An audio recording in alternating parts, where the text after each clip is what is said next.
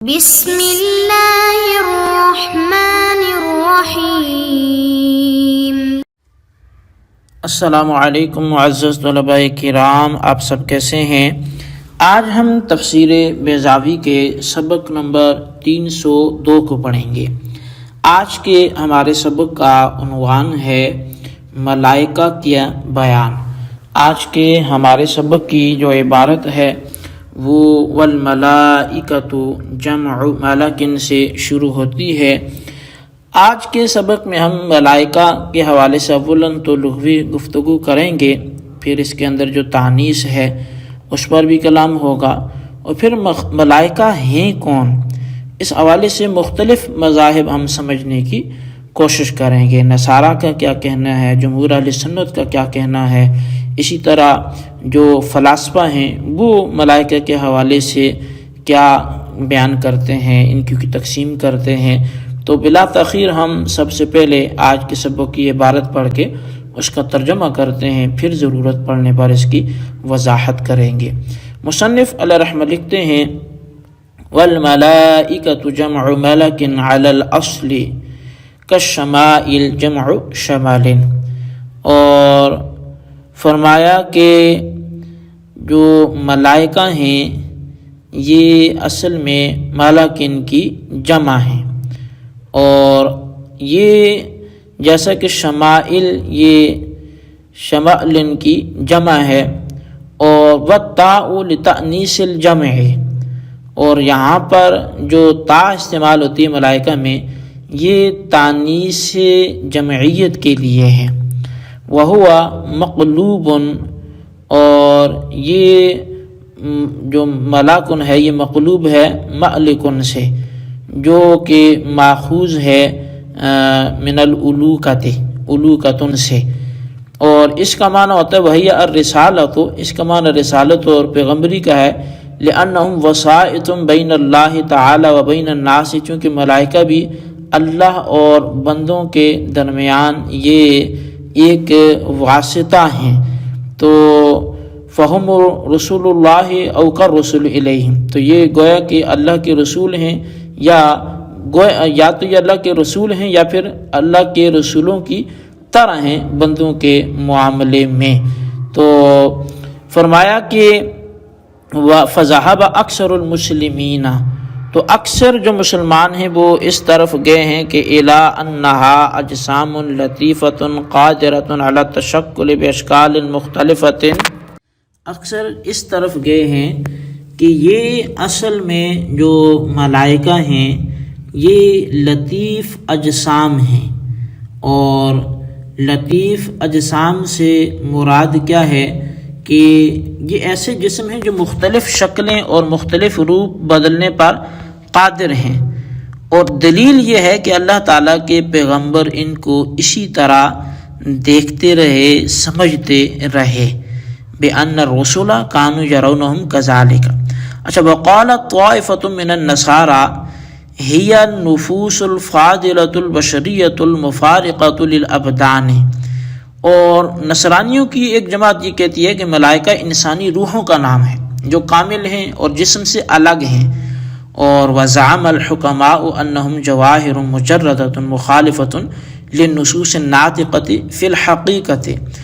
جبکہ فلاسفہ کا دعویٰ یہ ہے کہ ملائکہ ایسی ذاتیں ہیں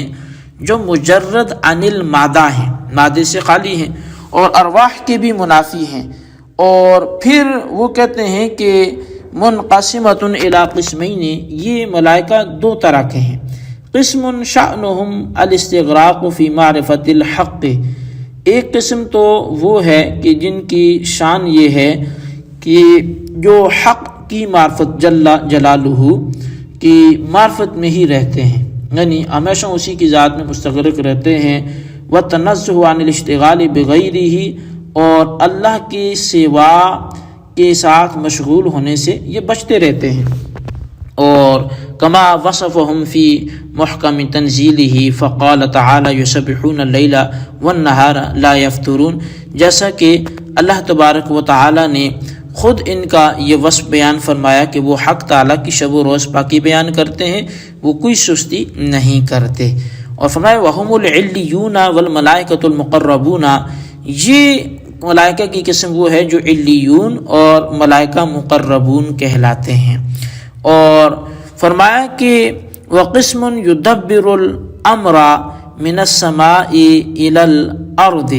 عَلَى مَا سَبَقَ بِهِ الْقَضَاءُ وَجَرَى بِهِ الْقَلَمُ الْإِلَٰهِ لَا يَعْصُونَ اللَّهَ مَا أَمَرَهُمْ وَيَفْعَلُونَ مَا يُؤْمَرُونَ۔ اور ملائکہ کی دوسری قسم وہ ہے کہ جو زمین سے لے کر آسمان تک تمام امور کا اسی نقشے کے مطابق انتظام کرتے ہیں جو نقشہ قضائے الہی نے پہلے ہی سے تیار کر رکھا ہے، اور جس پر قلم الہی چل چکا ہے کہ وہ اللہ تبارک و تعالی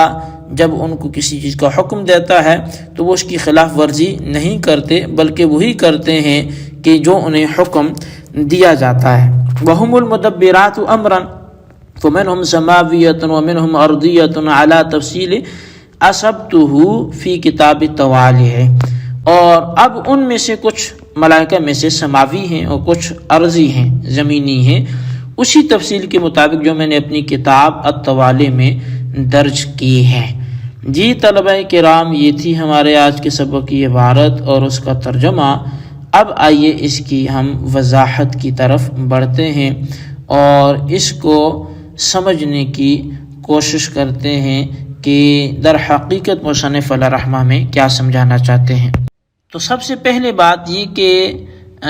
یہ تیسری بحث ہے، یعنی اولاً ہم نے اس آیت کے تحت جو ہے وہ ربط کے حوالے سے بحث کی، پھر اس کے حوالے سے بحث کی، اب ملائکہ کے حوالے سے یہ تیسری اس آیت کے تحت بحث ہے۔ اور ملائکہ کی لغوی اور جو اصطلاحی تشریح ہے وہ یہ ہے کہ ملائکہ یہ جمع کا لفظ ہے، اور یہ واحد اس کی ملکن آتی ہے، اور ملک بھی اصل میں ملعکن تھا، یعنی اس میں حمزہ کا استعمال ہے، اور ملعکن اصل میں ملکن تھا جو کہ مقلوب ہے، یعنی بدلا گیا ہے، دائیں کا بائیں بائیں کا دائیں کر لیا، اور یہ جو ماخوذ ہے وہ الوکتن سے ہے، جبکہ الوکتن کے جو معنی ہوتے ہیں وہ رسول اور پیغمبر ہونا کے ہوتے ہیں۔ اچھا، اب یہ ملکن اس میں ظرف ہے یا مصدر ہے؟ پہلی صورت میں جو معنی ہوں گے وہ محل رسالت کے ہوں گے یا مقام رسالت کے ہوں گے، اور دوسری صورت میں معنی ہوں گے رسول بنایا ہوا یا پیغمبر بنایا ہوا۔ اب چونکہ فرشتے بھی اللہ تعالیٰ کی جانب سے رسول ہی ہیں، یعنی قاصد ہیں، پیامی ہیں، وہاں سے پیغام لاتے ہیں، تو یا اس کا کیا ہوا کام کرتے ہیں، دیا ہوا کام کرتے ہیں، تو اس لیے ان کا یہ نام رکھ لیا گیا۔ اور دوسرا یہ کہ یہاں پر یہ رسولوں کی طرح ہیں، یعنی رسول تو نہیں ہیں لیکن یہ رسولوں کی طرح ہیں۔ اچھا، پھر یہ کہ جو ملکن تھا تو اس میں قلب مکانی ہوا ہے، یعنی اس کے اجزاء میں تقدیم و تاخیر ہو گئی ہے، حمزہ کو لام کی جگہ لے گئے اور لام کو حمزہ کی جگہ لے آئے، تو اس لیے اس کو قلب کر کے وہ ملعکن ہو گیا جو کہ اصل میں ملکن تھا۔ اچھا، پھر اس کے حوالے سے یہ تو ایک لغوی حوالے سے گفتگو ہماری رہی، جبکہ اس کے لغوی معنی سے ہٹ کے اگر ہم یہاں پر ملائکہ کی تعریف کے حوالے سے بات کریں تو فرمایا کہ یہ اختلاف العقلاء فی حقیقتہم، کہ فرشتوں کی تعریف اصطلاحی اور اس کے بارے میں مختلف اقوال کا تذکرہ وہ موجود ہے۔ اب ملائکہ قائم بذات ہیں، موجود ہیں، اس پر تو تمام جو عقلاء ہیں ان کا اتفاق ہے، لیکن وہ جسم متحیز ہے یا روح مجرد ہیں، یا روح مجرد ہیں تو کون سی روح ہے؟ روح انسانی ہیں، بشری ہیں، یا کوئی اور قسم کی روح ہے؟ اس میں اہل عقل کا بھی اختلاف ہے، لیکن اہل اسلام کی جو اکثریت ہے وہ اس بات کی قائل ہے کہ ملائکہ ہوا کی مانند جسم لطیف رکھتے ہیں، اور اللہ تعالیٰ نے ان کو مختلف شکلیں بنانے اور تبدیل کرنے کی صلاحیت بھی عطا فرما رکھی ہے۔ اور اس پر جو دلیل ہے وہ یہ ہے کہ ملائکہ جو ہے اللہ کے جو رسول ہیں، انبیاء کرام ہیں، یہ ان کو اچھی طرح سمجھتے بھی ہیں اور ان کو دیکھتے بھی ہیں، تو لہذا یہ متشکل ہو سکتے ہیں۔ البتہ جو بعض نصارہ ہیں تو انہوں نے یہ کہا کہ یہ ایک اضافی جو ہے وہ نفوس ہیں جو جسموں سے جدا ہیں، جبکہ جو مذہب فلاسفہ کا ہے تو وہ یہ کہتے ہیں کہ یہ جو ملائکہ ہیں تو وہ جواہر مجردہ ہیں، مجرد عن المادہ یہ ذاتیں ہیں، اور یہ نفوس ناطقہ کے بھی مخالف ہیں۔ ان کی پھر انہوں نے خیر دو تقسیمیں بھی کی، ایک وہ جو ہر وقت اللہ کی یاد میں رہتے ہیں، ان کو اللہ تعالیٰ نے یسبحون اللیل والنہار لا یفترون سے بیان کیا، دوسرے وہ جو معاملات کی تدبیر کرتے ہیں، اللہ تعالیٰ کے نظام کو اس کے مطابق جو اللہ نے حکم دیا وہ آگے چلاتے ہیں اور وہاں چیزیں منظم رکھتے ہیں، ان کے بارے میں اللہ نے فرمایا کہ لا یعصون اللہ ما امرہم ویفعلون ما یؤمرون سے اللہ نے ان کو بیان کیا۔ بہرحال جی یہ مصنف علامہ فرماتے ہیں کہ یہ میں نے مختصر سی بات کی ہے، طویل جو اس کی بحث ہے وہ میری التوالی جو کتاب ہے اس میں منقول ہوگی، مذکور ہے، آپ وہاں پہ اس کو دیکھ سکتے ہیں۔ یہ ہمارے آج کا سبق تھا، اس کی عبارت ترجمہ تھا، اس کی وضاحت تھی، آپ اسی کو اپنے دلوں میں سمجھیں، اس کو یاد رکھیں، اور بالخصوص آپ ان سوالات کے جوابات بھی۔ سوال نمبر 1 یہ کہ ملائکہ کا لفظی معنی کیا اور یہ کس سے ماخوذ ہے، اور سوال نمبر 2 یہ ہے کہ فلاسفہ کے ہاں ملائکہ کی کتنی قسمیں ہیں، ان کے نام تحریر کریں۔ اللہ تبارک و تعالیٰ سے دعا ہے جو کچھ ہم نے پڑھا سنوں سے یاد رکھنے کی توفیق نصیب فرمائے، آمین بجاہ نبی الامین صلی اللہ علیہ وسلم۔